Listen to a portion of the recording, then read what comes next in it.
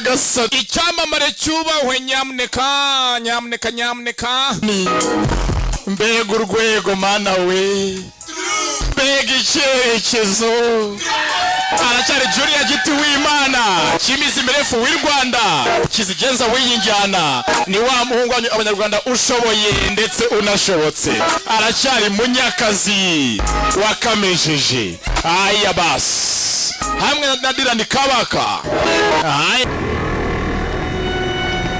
Dukomeje filime yacu ya filime nza benshi mwakunze filime nabazaniye filime iryoshye cyane bise Most Dengerous Game.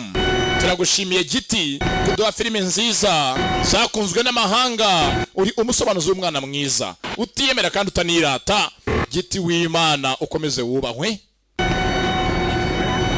Sasanga mu gutangira afite ubwoba imihanda rirukanga baramwambaye dore gutinya sasanga umugonze umunyamahanga kandi ubundi muri stasi ururimi yagiye gutongana mu kirimi cy'iwabo niyo tuse araka yavuga mu kizayirwa wewe mushenzi wewe unataka nini kwa njia hii njia ni yaso avuga lingala na mikino wewe mbere ndombe kabumbu dore kwikanga hari modoka yatutse kibuyu arikanga urebe kibuyu cy'imodoka shampama modoka iri imbere iri ndwanguruzo ureba arashemo ngi shampama yayo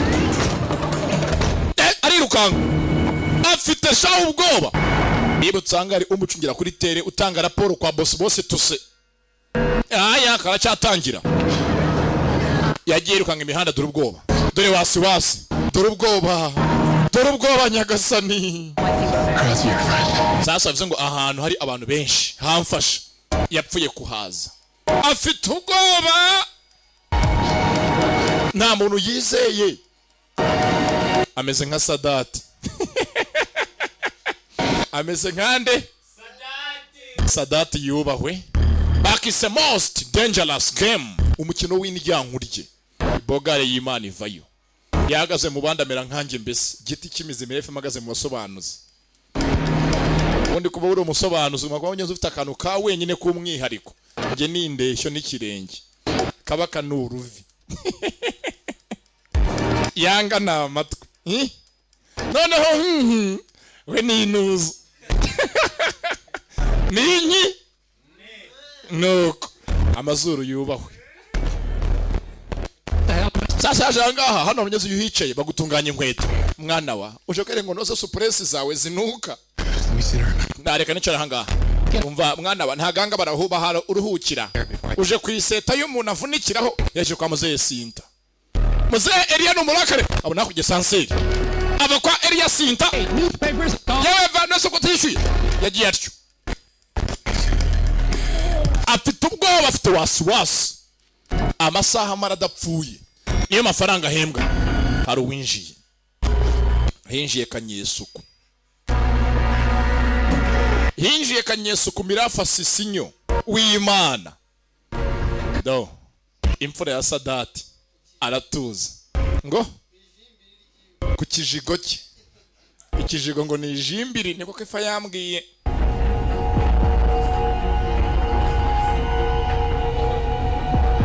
doranga Kanyesuku aba yasokoje atunganye ku majimbiri yiwe aratuza uyu nta muntu yizeye abantu bose nibahaduye muri iyi saha abona hako ni karamu iyi ngiyi ayivanayo yitonze agize Imana asanze atari na Ep5 ubundi Ep5 gushwanyagurikira mu ntoki asanze ari bike kandi ubundi bike yakora nk'umushito. Mama Kadogo arasohoka mama ndi ku Mana umunyamajimbiri acaho bamubwiye ngo umuntu wese n'umwanzi niyitonde ashishoze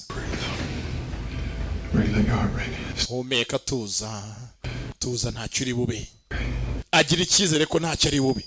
Waba ushaka kuvuga icyongereza mu kwezi kumwe gusa gana ishuri rya Ep5 language riherereye inyuma ya gare ahantu bakunze kwita muri healing center. Iryo shuri rifite umwihariko umuntu yiga atarabanza kwishyura akaba yakishyura ari uko amaze kunyurwa gusa. Ikindi kandi muri iminsi yo kwirinda icyorezo cya coronavirus umuntu ashobora kwigira aho ariho hose cyangwa se igihe icyo ari cyo cyose mu buryo bumworoheye. Ikindi kandi bazanye promosiyo aho umuntu yishyura 25% gusa ku mafaranga yishyuzwaga, kandi nabwo nyuma yo kunyurwa si mbere. Ukeneye ubundi busobanuro wahamagara kuri nimero igendanwa 0784448834. Ubu butumwa n'ubwa Befa Language. Dore icyo bita ubwoba nyagasani.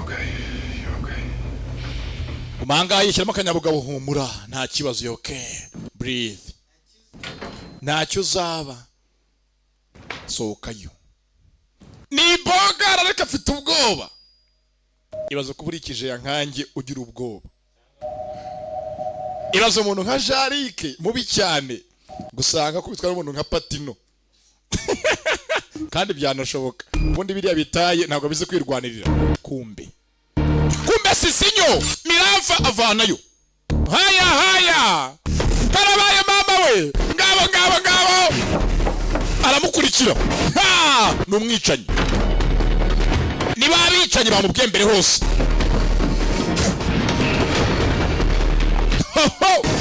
Haya dore muhigo barimo kumushaka. Aya amafaranga ni ndyankurye. Aya mafaranga ni ndyankurye, ni nk'amafaranga yagasobanuye we. Ni waryo utayavugiye, ni waryo utayavunikiye. Haya yaje muri toilette. Rero nk'umuntu winjije dore wirukanyiye yewe. Hantu wese yakeka kiza hakuno. Areba indeshyo kuntu kingana n'ikije ya hakuno runanga. Hari urushaho bari ibinanga. Mirafa vayo. Sisinyo yivirayo. Yanza kwishyura abandi. Kwishyura byubahwe. Byanga Mirafa nta muntu abona. Ndakubona yambaye ubururu dore agataye, ashyira hasi igikoresho cy'ubwubatsi. Afite ferasudi yagendanye. Yabaga harya ngo meterezo vari ipampa. Dore ku ipampa yewega dore ibikoresho. Ubundi umwami w'ibikoresho yagaragaye n'uyu nguyu. Yiturije ni Kanyesuku, agenda gake, ntabwo yirukanka. Avanayo shikarete, abanze yibutse bwa buryohe yakundaga kera. Yewega dore ikabyo, dore ikobyo. Arangije fresheri zubahwe, ikobyo ryubahwe, ibintu byose undi mwisi byubahwe. Yewega fresheri yewe. Wish me luck. Abanza ko kuririmba sasa. Ipusi ku mbuga njyewe baranzwe. Na muhanzi yatanze. Akanyamerika. Byanga aririmba tuje. Dore igikabyo. Ni Kanyesuku. Za fresheri zadira nikaba kumusangana no ku munsi w'umuganda. Abari bari isokozo. Agasokozo karajya gashyira hasi ngo agasokozo kubahwe. Arangije yitonze atunganyijwe. Rero Mr. Tynes, Bwana Tynes yumva kamuzi. Shall we? Dutangire icyatuzanye, shall we? Twatangira gahunda nyamukuru. I was told that you're... Bambwiye mbere yose ngo urindwanyi ngo ndetse urashoboye. Afungura umuryango wa Bedo ubwo. Kanije ko nije ni bwabugabo bwuzuye inzira. Someone something to live for. Baranga gose ngo umuntu w'indwanyi ngo urashoboye. Ikintangaje no kuntu meze. Era nambabaje njyewe. Narinzi ngo urashoboye kumeza nka cya Jarike. Umeze nka mubi cyane. Nazi no kwirwanirira. Nk'imbaraga zanjye. Dorije. Yewega muguyeho. Naramurebye ukuntu ari ikinanga. Yarasingaje kugana n'umuntu w'umugabo. Nakubeshye rero kabivuge. Ndababaye. I'm disappointed. Ndababaye kuba nje kugana n'umuntu nkawe w'inanga dore ukuntu wicaye nk'umugore koko. Narisigura umuntu w'umugabo koko pe. Bike. Ikaramu. bagiye guhangana koko ako so no iyi filime yo ni bwoko ki dore ko nabonye nyinshi muyimera amashyi mbega filime ubundi ngi yazi igihe ngo ushaka kuvuga icyongereza mu kwezi kumwe gusa gana ishuri rya Ep5 language riherereye inyuma ya gare ahantu bakunze kwita muri healing center. Iryo shuri rifite umwihariko umuntu yiga atarabanza kwishyura akaba yakishyura ari uko amaze kunyurwa gusa. Ikindi kandi muri iyi minsi yo kwirinda icyorezo cya coronavirusi umuntu ashobora kwigira aho ariho hose cyangwa se igihe icyo ari cyo cyose mu buryo bumworoheye. Ikindi kandi bazanye promosiyo aho umuntu yishyura 25% gusa ku mafaranga yishyuzwaga kandi nabwo nyuma yo kunyurwa si mbere. Ukeneye ubundi busobanuro wahamagara kuri nimero igendanwa 0783 44 88 34. Ubu butumwa n'ubwa Ep5 language.